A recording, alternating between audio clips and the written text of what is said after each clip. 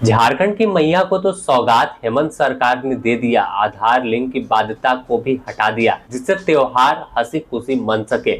लेकिन कल्पना सोरेन ने सरकार से पूछा कि मैया के चेहरे पर तो खुशी आपने ला दिया, उनका क्या होगा जो मनरेगा में मजदूरी करते हैं? आखिर उनके पैसे का भुगतान राज्य सरकार कब करेगी? उनकी ईद, रामनवमी और सरहुल का पर्व कैसे बीतेगा? कल्पना सोरेन ने सरल शब्दों में साफ तौर पर कहा कि होली के समय आपने 38 लाख बेटी बहन के खाते में पैसे भेज दिया, बाकी जो बची हुई लाभुक थे उनके खाते में भेजने की तैयारी 31 मार्च तक है। लेकिन 11,000 करोड़ रुपए के करीब मनरेगा के मजदूरों का बकाया है, उसका भुगतान आखिर सरकार क्यों नहीं कर रही है? आप खुद सुनिए कि किस तरह से सदन के अंदर अपनी सरकार से कल्पना सोरेन ने सवाल पूछा कि मजदूरों का हक कब मिलेगा। क्या ये सही बात है कि मनरेगा के तहत किए गए कार्यों का मजदूरी दर एवं सामग्री मद में करोड़ों रुपए का बकाया है? स्वीकारात्मक है जवाब।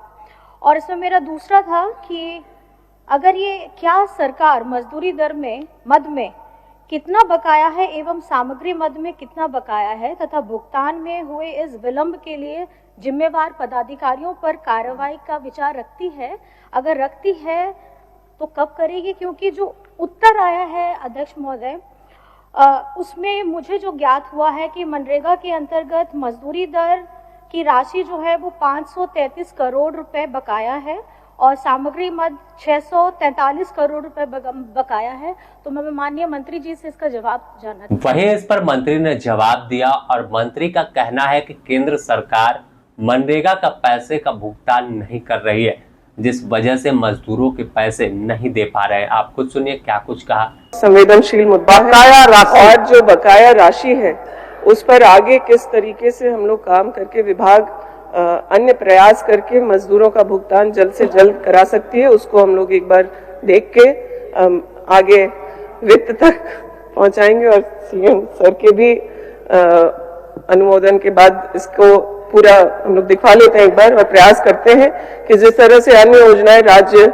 सरकार अपने संसाधनों से कर रही है, इसको भी कर पाएगी क्या? वहीं इस पर संसदीय कार्य मंत्री राधाकृष्ण किशोर ने भी कहा कि राज्य सरकार के साथ सौतेला व्यवहार किया जा रहा है, पैसे समय पर नहीं मिलते, इस वजह से झारखंड के मजदूर बदहाल है। सीधे प्रत्यक्ष तौर पर तो इस प्रश्न के संदर्भ में मुझे कुछ नहीं बताना है, ना ही कुछ पूछना है, लेकिन मैं माननीय सदस्य श्रीमती कल्पना मुर्मू सोरेन जी को बधाई देता हूं कि इस प्रश्न के माध्यम से राज्य के जनता को वो वास्तविकता सामने आई है कि किन कारणों से पैसा नहीं मिल रहा है।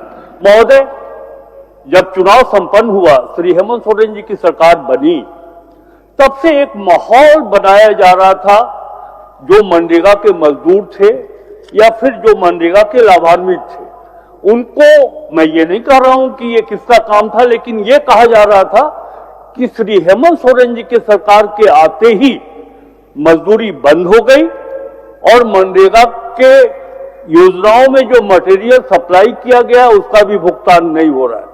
बधाई इसलिए मैं दे रहा हूं कि आज आपके प्रश्न के माध्यम से लोगों को ये ज्ञात हुआ है कि लगभग 1100 करोड़ रुपए भारत सरकार को देना था, वो पैसा नहीं मिला, जिसके कारण मजदूरी का भुगतान नहीं हो पा रहा है और मटेरियल हेड का पैसा नहीं जा रहा है। महोदय, तो जिस तरह से देखे तो मैया का चेहरा खिला हुआ है, हंसी खुशी झूम रही है, सोशल मीडिया से लेकर रील्स तक अपने भावनाओं को उजागर कर सरकार को धन्यवाद देते थक नहीं रही है। तो दूसरी ओर बेचारा मजदूर जो मनरेगा में 300 के अंदर ही मजदूरी करता है, जो न्यूनतम मजदूरी से कम है, वो कह रहा है कि भैया हमारा कसूर क्या था, मेरा पैसा कब भुगतान कर दीजिएगा, मैया को तो दे दिए। आखिर भैया पर सरकार नजरे इनायत कब करेगी? बने रहे द न्यूज पोस्ट के साथ। कब नजरे इनायत सरकार करेगी ये हम आपको बता देंगे।